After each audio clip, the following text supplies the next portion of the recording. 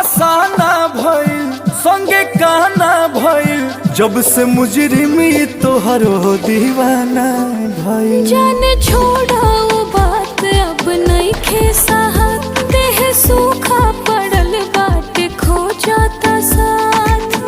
बेरी बेरी तू याद पुराना का कर लू ताजा, तय हो जाने दुनिया